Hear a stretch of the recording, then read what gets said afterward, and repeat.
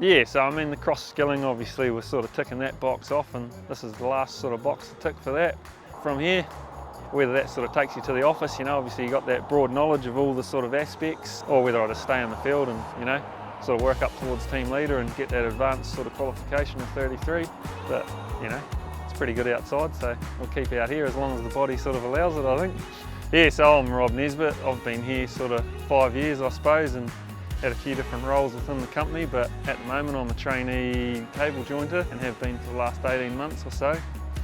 Prior to that, I was sort of started out as a trainee line mechanic, come through the ranks as that, and also got glove and barrier, which I was pretty fortunate to do.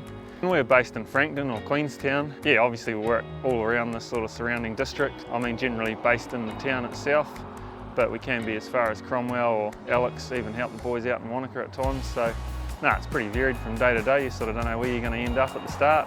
Yeah, g'day, my name's Ryan Mann. I'm a cable jointer team leader for Queenstown in Central. The apprentices we've got at the minute, they're electrically trained, so they're already well up to speed, really good to work with, good to have on site because they've got a different type of knowledge than we've got already, which really helps us as well.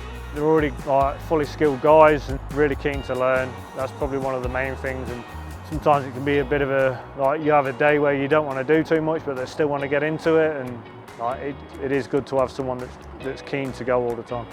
So the apprenticeship program's pretty straightforward, to be fair. I mean, it's basically built up of on-job sort of tasks. Obviously you're sort of working with the crew there, mostly day to day, but then also you go away maybe 5 or 6 weeks throughout the apprenticeship.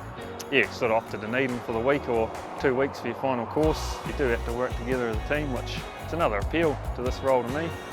As a Sparky beforehand, it was a lot of individual work, and yeah, that teamwork aspect wasn't quite there, but I mean, as a team you've got multiple brains to think things out, and no, it works well. It's always good to have an extra set of eyes and asking questions about what's going on, because it does help you in doing your work as well, to question yourself, am I doing it right, and using best practices.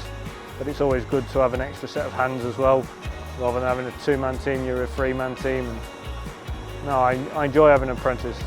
It's just good to train someone the way we've been trained, so you can leave them to it and they're happy and I'm happy that the job's going to be done right. You get to some places that you'd never get to go to. You get to work in beautiful days like this, bluebird days, 90% of the time. It's not very often that we have bad weather here, and no, it's just a real nice, interesting job.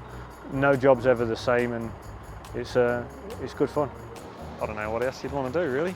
And there's some pretty cool toys out there, so any young guys that sort of want to get on board or even a change of careers. I mean, I've come from a similar industry, but different again, so there's definitely opportunities even once you're already skilled up, Adult apprentice isn't something to be afraid of. It's pretty straightforward and the opportunities are there, so jump out and grab it, I'd say.